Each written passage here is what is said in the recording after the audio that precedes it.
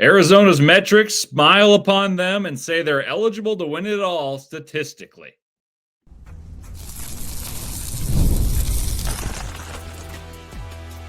You are Locked On Wildcats, your daily podcast on the Arizona Wildcats. Part of the Locked On Podcast Network, your team every day. Hello and welcome into Locked On Wildcats, part of the Locked On Podcast Network, now the number one sports podcast network around. I'm your host, Leif Thulin, your resident college basketball guru, stats nerd, point guard by game, and ball knower by trade. And I'm excited to talk Arizona hoops with you today. It's a fun little research project. As a stats nerd, I lived up to my name today. Today's episode is brought to you by FanDuel. Right now, new customers can bet just $5, and if your bet wins, you'll get $300 in bonus bets to use across the app. So download the app today. So like I teased, I lived up to the stats nerd billing because today on the show, I'm going to rank out where the Wildcats land in larger statistical categories, project what it looks like in the grand scheme of the entire season, and compare it to the previous years, and also give projections for the Wildcats standout performers. But most importantly, I'm going to tell you why Arizona is eligible to be a national championship when comparing them to previous championship winners and Final Four participants. So let's dive right in.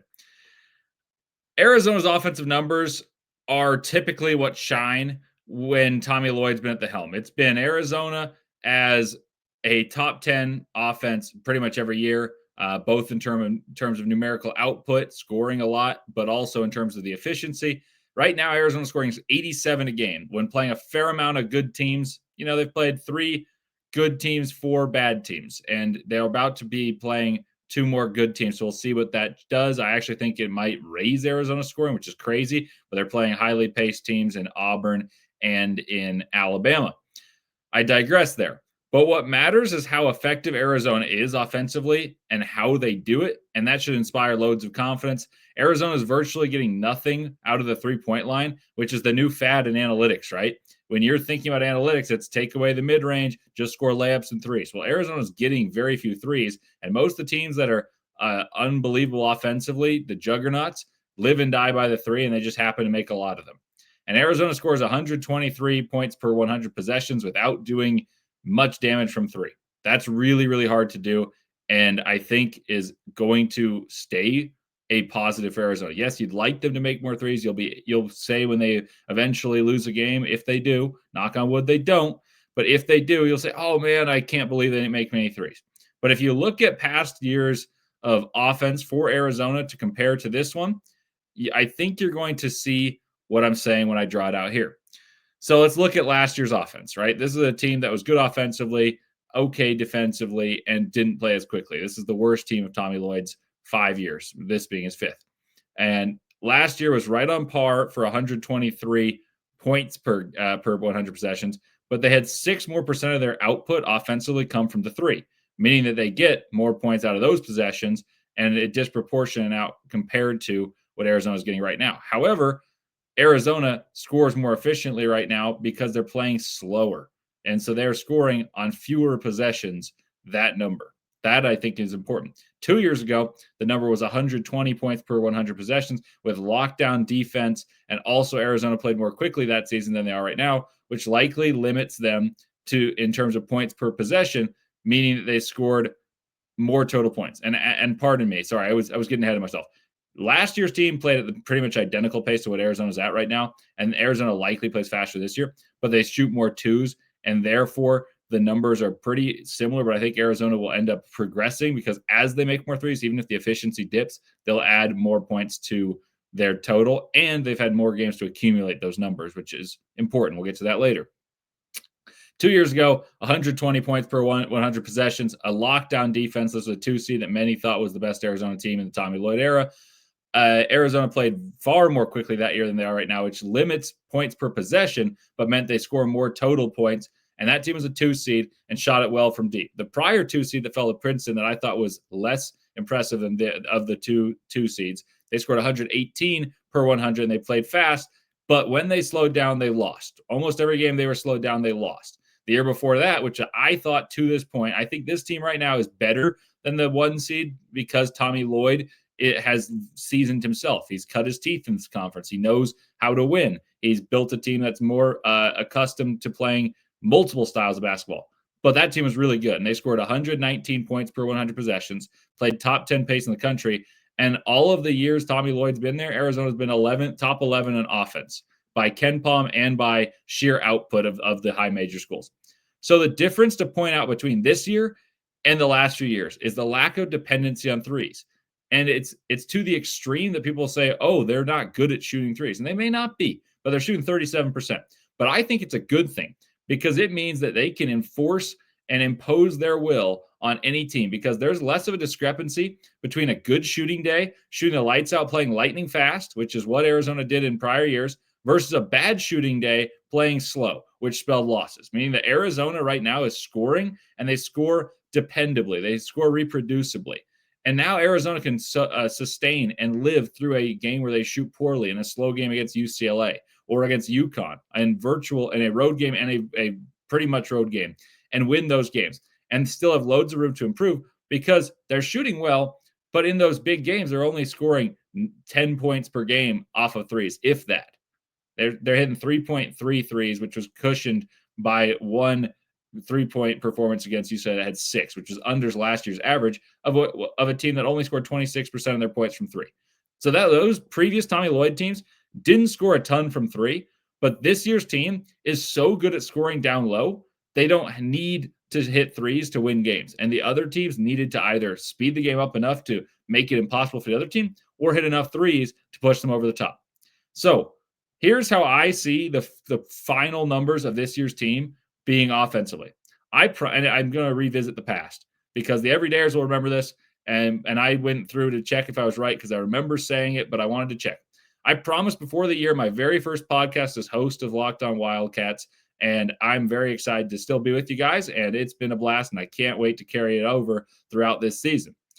I expect Arizona to be top 10 in offense, top 15 rebounding margin, top 15 in offensive rebounds, and top 20 in tempo, and top 20 to 25 in defense. We'll talk about defense in a moment, but I have lived up to the expectation in those projections I made before the season began, before even the scrimmages, because even though despite a slower tempo than I anticipated, it's still not that much slower, they are scoring 87 points per game right now and are a top 10 offense.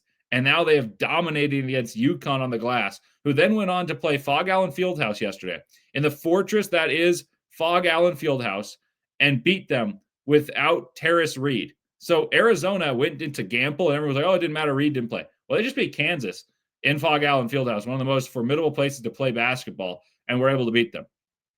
And I think that made me very, very optimistic about Arizona as a whole, but it made me extremely optimistic about the rebounding prowess of Arizona because that made it legitimate because Kansas rebounds the heck out of the ball. They're huge, and UConn, without Terrace Reed, was a good rebounding team in that. So to be top 10 among Power 5 teams in rebounding margin and offensive rebounding, I think is right there. I only said top 15. Top 10 in offense has already happened.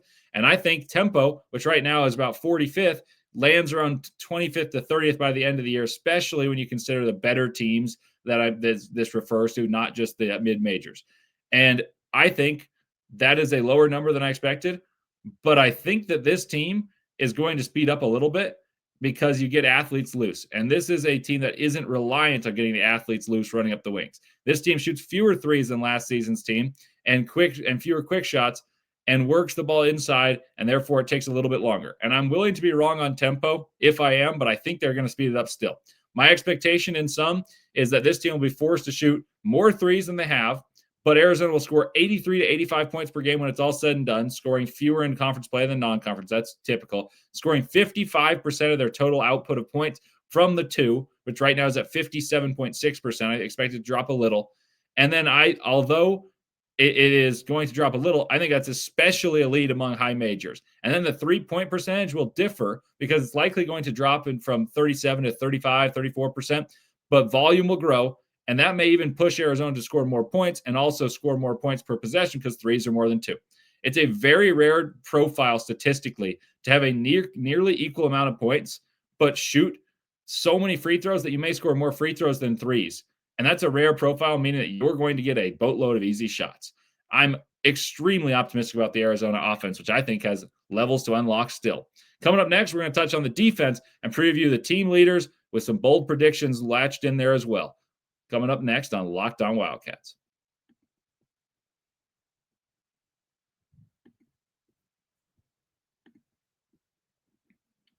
The holidays are officially here, which means gift hunting season is on. And if you want something meaningful, personal, and guaranteed to get a reaction, Aura Frames is the gift that delivers every single time. It's not something you wrap. It's a way to share moments, because Aura isn't your average picture frame. You can preload the frame with photos before even gifting it. So when they plug it in for the first time, the memories are already there. And that is a joyous moment. No apps to figure it out, no setup headaches, just instant smiles. So if you have grandparents, parents, maybe even newlyweds, anyone who wants photos to commemorate something special, this is the gift that's going to make you a winner all holiday season. For a limited time, save on the perfect gift by visiting auraframes.com to get $35 off Aura's best-selling Carver matte frames, named #1 by Wirecutter, by using promo code COLLEGE at checkout. That's Aura Frames, AURA frames.com, promo code COLLEGE. This deal is exclusive to listeners, and frames sell out fast, so order yours now to get it in time for the holidays. Support the show by mentioning us at checkout.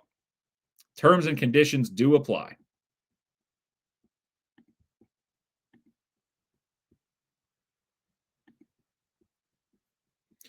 Thank you for making Locked On Wildcats your first listen of the day, and thank you for making Locked On the #1 sports podcast network around. Sincerely appreciate it. I'm Leif Thulin with you, your host of Locked On Wildcats.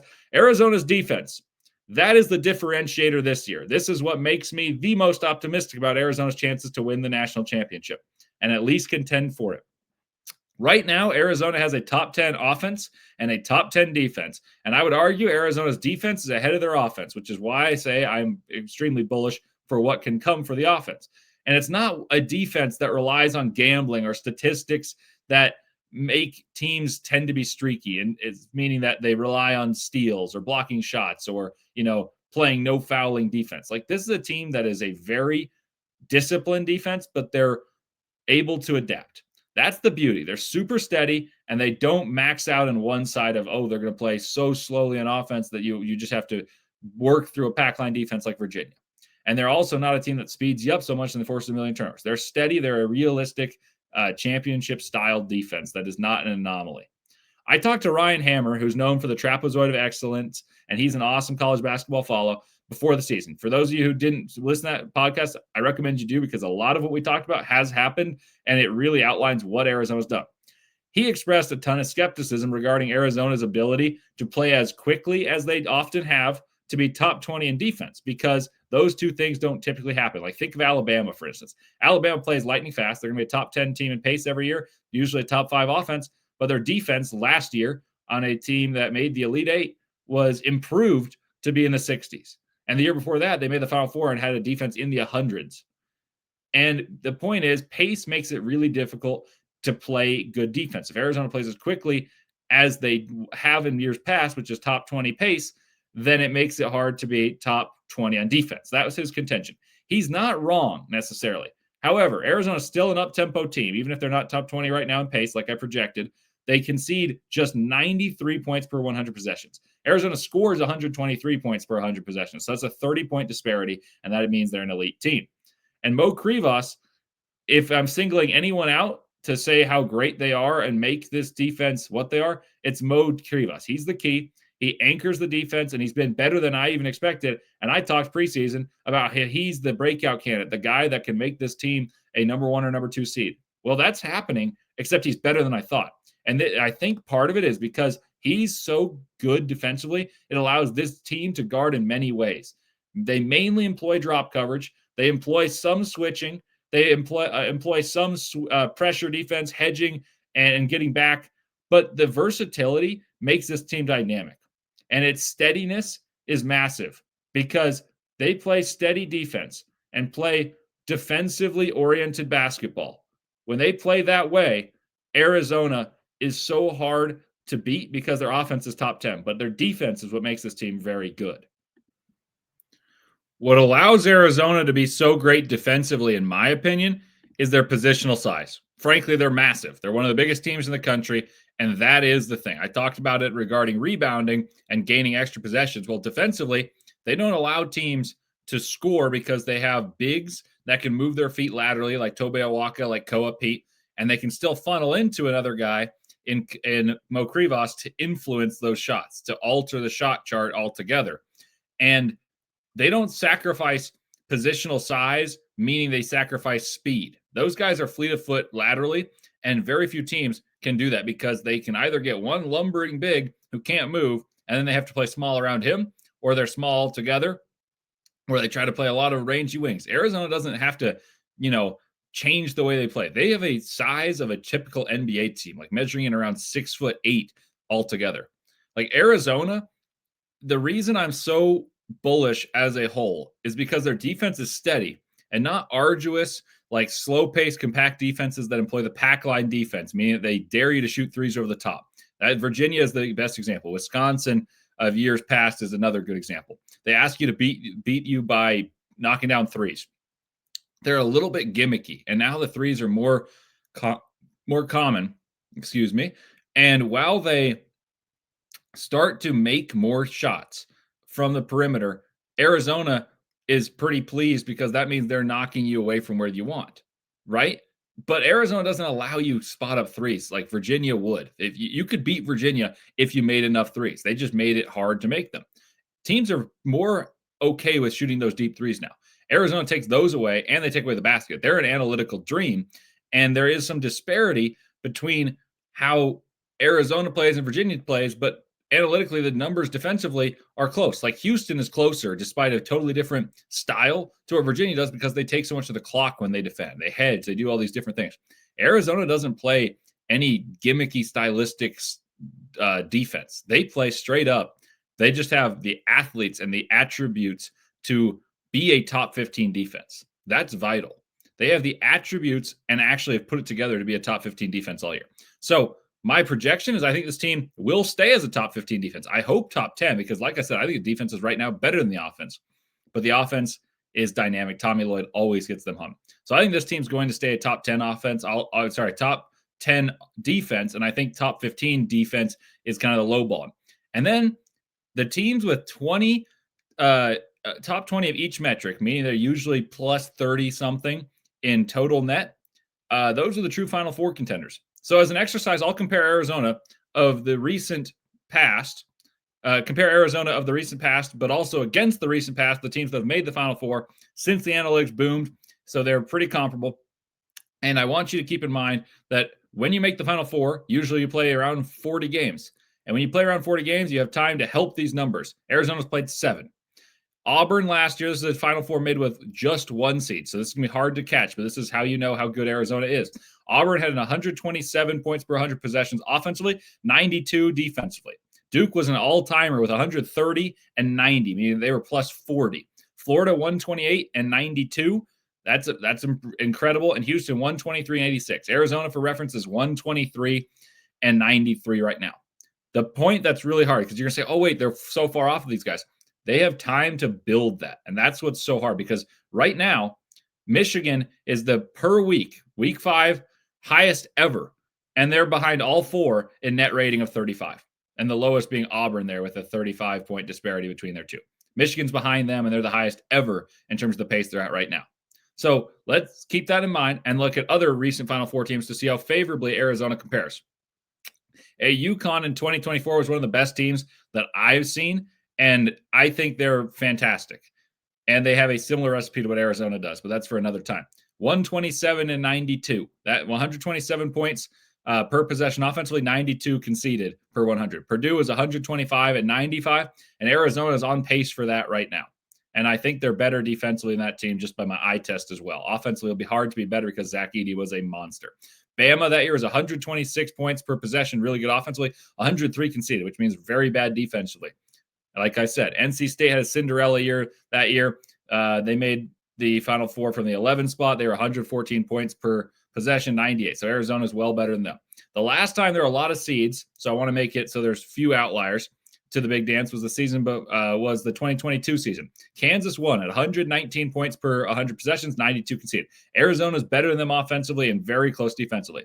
Duke was 121 points per possession and then 96 conceded. Arizona's ahead of them in both. North Carolina 114 and 94, and Nova was 118 and 93. Essentially, of the last 12 Final Four teams I investigated that largely were high-seeded teams making it far, so there weren't too many outliers. There were just two Cinderellas in what I talked about.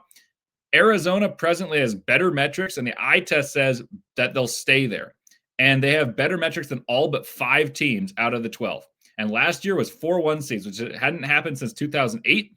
And everyone now has to realize there's 30-odd games to make Arizona improve those metrics to catch up to those numbers. And they're presently unattainable, as we're seeing with Michigan, the highest ever, being lower than any of them. Without really parsing into it too much further, I'll say this. Arizona's legit analytically. Coming up next, I'll preview who leads the team in what and where the Wildcats will have their top-tier representation in the Big 12 Conference after a word from FanDuel.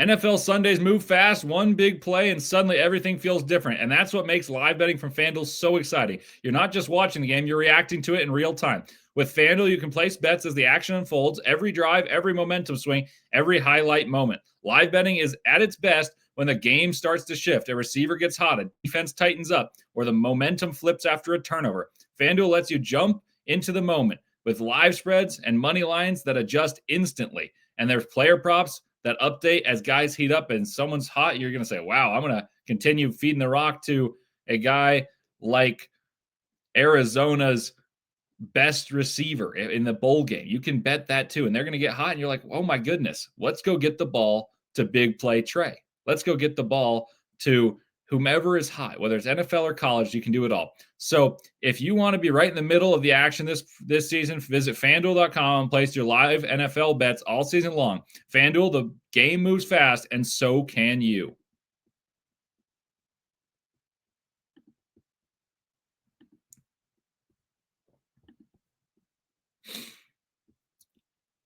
Welcome back to Locked On Wildcats. Leif Thulin with you here.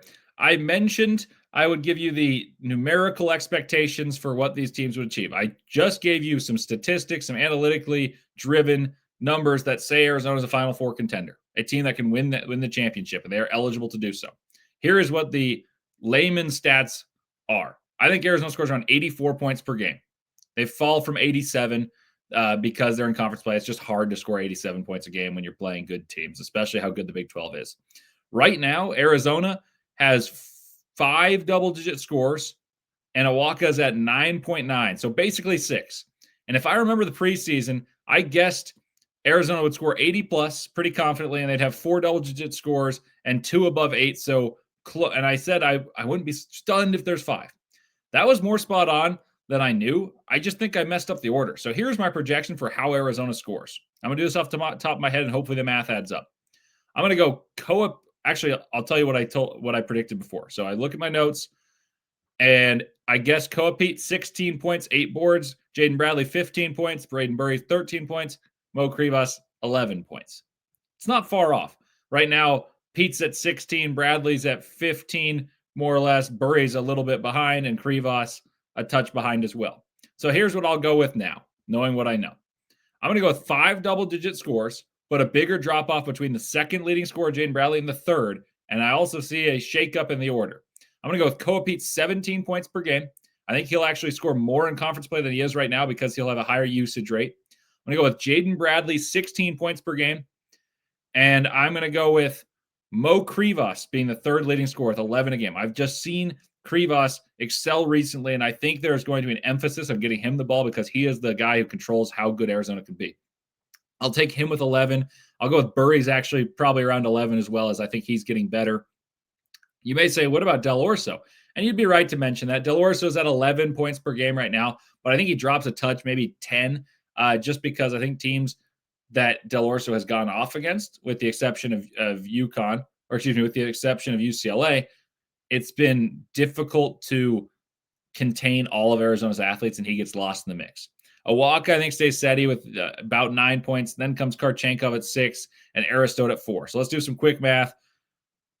That is 19 from the last three I mentioned, 29, 40, 51, 67, 84. Perfect. That's 84, which is perfect. What a coincidence. But obviously, you guys are going to say, well, you're wrong because the bench will score. The guys that I haven't mentioned outside the top 8 will score. But to me, the exercise was essentially the top 8. The top 8 is what contributes to the scoring distribution on a healthy day. The other guys aren't going to play in big games. They only play when Arizona is either missing players or they've dominated already. So to me, that's a good distribution of what's going to happen. 84 to me is about as many as Arizona can score. I think they'll only concede around 70, 71 on the season, and that is very impressive. Right now, they're only conceding 67. Let's talk about the numbers of who can lead the conference. I think Awaka is going to lead the team in rebounds with 9. I think Krivas will be not far behind him with 8.5. I think he'll play more. Awaka will have to dim off a little bit when he's athletically not as imposing. And Krivas will gain more because of, I think he'll play more to defend the basket. And then I think Pete will be around 6.5 boards. I projected 16-8. I think I was a little off there. That trio should win the glass every single game. And so far they have. So one statistic that I think Arizona will lead the Big 12 in is rebounding. I think they'll be the best rebounding team in the conference, in a conference that includes Houston. Assists should be Bradley leading the way with around 4. Del Orso and Burries should catch up. I actually think Pete was my projection to be second prior. And I wouldn't be stunned if that happens. I just need to see some stylistic changes. And now here's the fun part. Will anyone lead the conference in their own individual statistic? Who are the leading candidates? This is just having fun with it. I think Del Orso could lead in three-point percentage among players that shoot enough. I want to put that qualifier in there because I think he can stay above 40%, which is fantastic. He's shooting 41% from 3 right now, but he'll continue to shoot them. And you're going to play some guys on various teams that aren't going to shoot many and will sit around 50. So with that qualifier in place, I think Del Orso is one of the best. I could see Awaka lead in rebounds if something happens that we would really not want to see happen. An injury would allow that. But right now, I doubt it due to the minutes he's sharing with guys like Krivas and Pete, and/or is coming off the bench behind him. He's the best rebounder in the country, though, on the offensive glass. And in projected offensive rebound percentage, he leads the country up per Evan Mia. And that is everyone in the country, not just high major guys. That is how elite of a rebounder Tobe Awaka is. My guess would be JT Toppin leads the conference of rebounds narrowly over Flory Badunga and Tobe Awaka. And I think Pete or Bradley, and maybe even more likely Bradley, the more I think about it, could be the guy that leads the conference in win share, which basically means he's the best player on the best team. But it is a little tricky to note that when those guys go out, Arizona's so good on the bench, their top 8's so good that the team may not suffer enough with him out to tell you how valuable he is. And he's fantastic, but that really bodes well because that means there's fantastic team depth and a great team. So here are my final projections. I think Arizona wins the conference behind an attack that scores 84 points per game, concedes only 71 or 72 points per game, and has 5 double-digit scores. That is a profile, just in that summation, of title contenders. Very few teams have a team that is so egalitarian in terms of how they score. Of course, they have their guys. It's Koa Pete and Jaden Bradley. That's the top of the pecking order. But very few teams can have that and 5 double-digit scores, be a top 10 offense, top 10 defense. And when you're that, you're a title contender. That is the profile of a title contender, and that's what I see Arizona as, point blank and period. And they have another time to prove this. When we record next, I'm going to preview the Arizona clash with Auburn. I mentioned at the outset of the season that I didn't think Auburn was great, and I thought Arizona would win that game, and I thought they would, beat UCLA and Florida. I mentioned UConn would be a tough one, and Alabama would be a tough one. You don't want to look ahead and skip past Auburn, who just beat a St. John's team, but I think Arizona takes care of Auburn. I'm going to have an in-detail scouting report of that game coming up tomorrow on Locked On Wildcats. Thank you for making Locked On Wildcats your first listen today and as always. And check out for your second listen, Locked On Big 12. Drake Toll breaks down the most exciting conference of college sports from the rivalries to the championships and every game in between. Find Locked On Big 12 on YouTube, wherever you listen to your podcast, part of the Locked On Podcast Network, your team every day.